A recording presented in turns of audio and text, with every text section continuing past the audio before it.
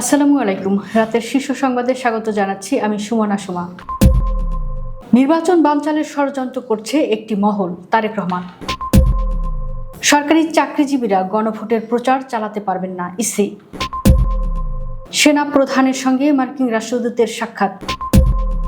বেপর্দা নারীদের পাশে বসিয়ে সেলফি তোলেন জামাতের আমির চরমোনাই পীর। দেশের সকল ধর্ম বর্ণের মানুষ সমান স্বাধীনতা ভোগ করবে, এটাই বিএনপির অঙ্গীকার, সালাউদ্দিন আহমেদ। হাইকোর্টে রিট খারিজ, শুক্রবারই হবে 50তম বিসিএস পরীক্ষা। চট্টগ্রাম বন্দর পরিচালনায় বিদেশি কোম্পানির সঙ্গে চুক্তি বৈধ, হাইকোর্ট। শেরপুরে ঝিনাইগাতির ইউএনওকে ওএসডি। সোহরাওয়ার্দীতে জামাতের মহিলা সমাবেশ স্থগিত। জামিন ছাড়াই কারাগার থেকে ছাড়া পেলেন হত্যা মামলার 3 আসামি, ডেপুটি জেলার সাময়িক বরখাস্ত। ফেনীতে শিশু অপহরণের পর হত্যা, 3 জনের মৃত্যুদণ্ড। পশ্চিমাদের চ্যালেঞ্জ ছুড়ে কৌশলগত মহাজোট গড়ল ইরান, চীন, রাশিয়া। শুনছিলেন শিরোনাম, এবার বিস্তারিত। দেশ কোন দিকে যাবে জনগণ তা 12ই ফেব্রুয়ারি নির্ধারণ করবে বলে মন্তব্য করেছেন বিএনপি চেয়ারম্যান তারেক রহমান। তিনি বলেন, নির্বাচন বানচালের ষড়যন্ত্র করছে একটি মহল। ভোট বানচালের ষড়যন্ত্র রুখে দিতে তিনি জনগণকে আহ্বান জানান। বৃহস্পতিবার 29 জানুয়ারি দুপুরে রাজশাহীর ঐতিহাসিক মাদ্রাসা ময়দানে আয়োজিত এক বিশাল নির্বাচনী জনসভায় প্রধান অতিথির বক্তব্যে তিনি একথা বলেন। রাজশাহীর বরেন্দ্র অঞ্চলের কৃষি বিপ্লবকে টেকসই করতে 1000 কোটি টাকার থমকে যাওয়া পদ্মা সেচ প্রকল্প পুনরুজ্জীবিত করার ঘোষণা দিয়েছেন বিএনপি চেয়ারম্যান তারেক রহমান। তিনি প্রতিশ্রুতি দিয়েছেন, ধানের শীষ জয়যুক্ত হলে এই প্রকল্পের সুফল রাজশাহী থেকে শুরু করে সুদূর পঞ্চগড় পর্যন্ত প্রতিটি কৃষকের ঘরে ঘরে পৌঁছে দেওয়া হবে। তারেক রহমান তার বক্তব্যে বলেন, শহীদ রাষ্ট্রপতি জিয়াউর রহমানের হাতে শুরু হওয়া খাল খনন কর্মসূচি এবং পরবর্তীতে দেশনেত্রী বেগম খালেদা জিয়ার শাসন আমলে গৃহীত বিশাল সেচ প্রকল্পগুলো উত্তরবঙ্গের কৃষিকে সমৃদ্ধ করেছিল। আসন্ন গণভোটে সরকারি চাকরিজীবীরা গণভোটের হ্যাঁ বা না এর পক্ষে বিপক্ষে প্রচার চালাতে পারবেন না বলে জানিয়েছেন নির্বাচন কমিশন, ইসি। বৃহস্পতিবার 29 জানুয়ারি ইসির উপসচিব মোহাম্মদ মনির হোসেন স্বাক্ষরিত এ সংক্রান্ত চিঠি থেকে এ তথ্য জানানো হয়েছে। বিজ্ঞপ্তিতে বলা হয়, গণভোট অধ্যাদেশ 2025-এর ধারা 21 এবং গণপ্রতিনিধিত্ব আদেশ 1972-এর অনুচ্ছেদ 86-র বিধানবলীর প্রতি দৃষ্টি আকর্ষণমূলক জানানো যাচ্ছে, প্রজাতন্ত্রের কর্মে নিয়োজিত কোনো ব্যক্তি গণভোট বিষয়ে জনগণকে অবহিত ও সচেতন করতে পারবেন, তবে তিনি গণভোটে হ্যাঁর পক্ষে বা না এর পক্ষে ভোট প্রদানের জন্য জনগণকে কোনোভাবেই আহ্বান জানাতে পারবেন না, কেননা এ ধরনের কার্যক্রম গণভোটের ফলাফলকে প্রভাবিত করতে পারে, যা গণভোট অধ্যাদেশ 2025-এর ধারা 21 এবং গণপ্রতিনিধিত্ব আদেশ 1972 অনুচ্ছেদ 86 অনুযায়ী একটি দণ্ডনীয় অপরাধ হিসেবে গণ্য হবে। ওয়াকারুজ্জামানের সঙ্গে সৌজন্য সাক্ষাৎ করেছেন বাংলাদেশে যুক্তরাষ্ট্রের নবনিযুক্ত রাষ্ট্রদূত ব্রেন্টনি ক্রিস্টেনসেন। বৃহস্পতিবার 29 জানুয়ারি সেনা সদরে রাষ্ট্রদূতের নেতৃত্বে একটি প্রতিনিধি দল সাক্ষাতে অংশ নেন। সাক্ষাৎকালে তারা পারস্পরিক শুভেচ্ছা বিনিময়ের পাশাপাশি দুই দেশের মধ্যে বিদ্যমান সৌহার্দ্যপূর্ণ সম্পর্ক উত্তরোত্তর বৃদ্ধির ব্যাপারে আলোচনা করেন। বেপর্দা নারীদের পাশে বসিয়ে সেলফি তুলেন জামাত ইসলামের আমির ডাক্তার শফিকুর রহমান বলে মন্তব্য করেছেন ইসলামী আন্দোলন বাংলাদেশের আমির মুফতি সৈয়দ রেজাউল করিম। বৃহস্পতিবার 29 জানুয়ারি দুপুরে লালমনিরহাটের ইসলামী আন্দোলন বাংলাদেশ হাতীবান্ধার আয়োজনে নির্বাচনী জনসভায় প্রধান অতিথির বক্তব্যে তিনি এ মন্তব্য করেন।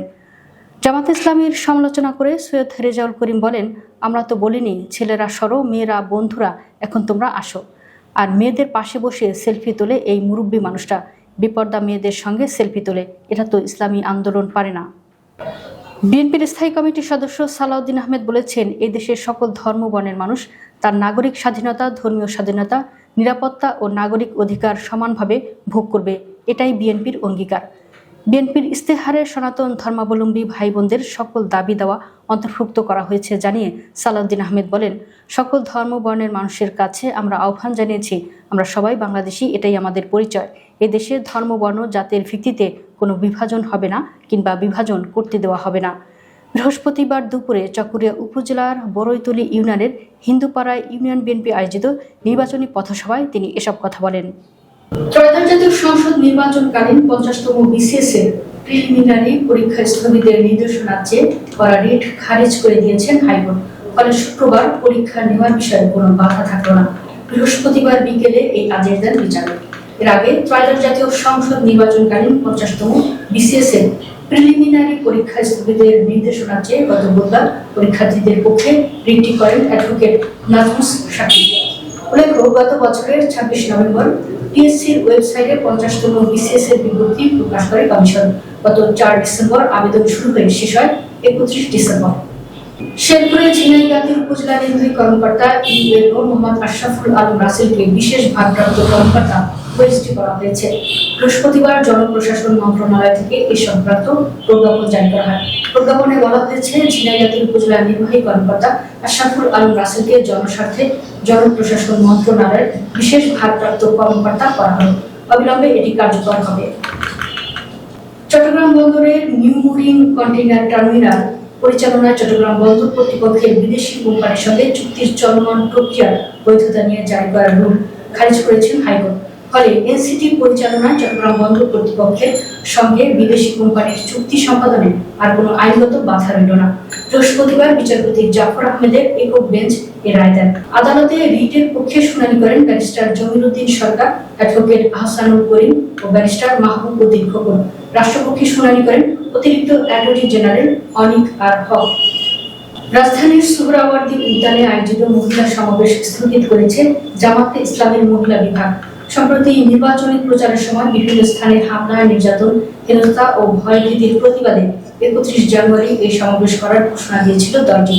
তবে ওই ঘোষণার দিন 3 দিনের মাথায় অনিবার্য কারণ দেখিয়ে তা স্থগিতের ঘোষণা দিয়েছেন জামাতে ইসলামের কেন্দ্রীয় মহিলা বিভাগ। দলটির ফেসবুক পেজে এই সিদ্ধান্তের কথা জানানো হয়।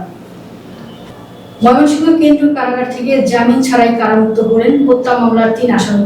গত মঙ্গলবার 27 জানুয়ারি বিকেলে ময়মনসিংহ কেন্দ্রীয় কারাগারে এই ঘটনা ঘটে। এদিকে এই ঘটনাকে কারা কর্তৃপক্ষ ভুল মুক্তি বলেও পরিস্থিতি সামাল দিতে জাকারিয়া ইমতিয়াজ নামের একজন ডেপুটি জেলাকে সাময়িক বরখাস্ত করা হয়েছে। এছাড়া ঘটনাটি খতিয়ে দেখতে বৃহস্পতিবার একটি তদন্ত কমিটি গঠন করা হয়েছে।